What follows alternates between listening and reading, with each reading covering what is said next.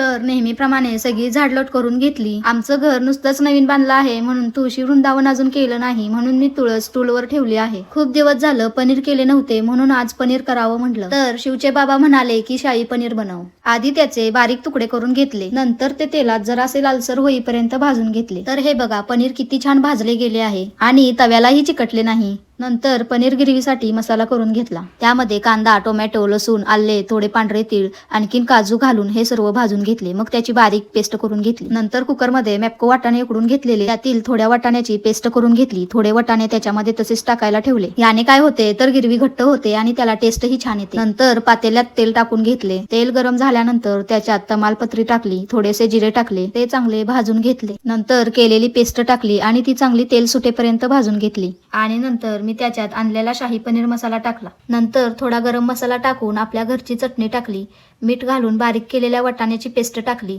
हे सगळं चांगले शिजवून घ्यावे. नंतर त्याच्यात शिजवून घेतलेले वाटाणे आणि पनीर टाकून चांगले शिजवून घेतले.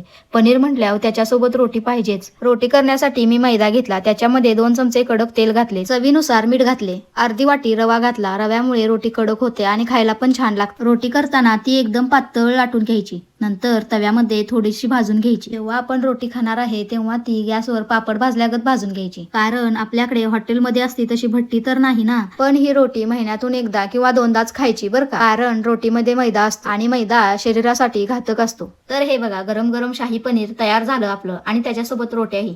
हे सगळं बघून कधीशी खाईन असं झालं. तर चला खायला घेतो. आजच्या दिवशी एवढंच. भेटू पुढच्या ब्लॉगमध्ये. Bye bye.